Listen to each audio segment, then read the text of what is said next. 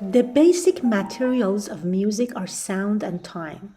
When you play an instrument or sing, you are producing sounds. So it is important that you thoroughly understand these basic materials. Sounds are used to structure time in music. Time occurs in the duration of sound and the silence between the sounds.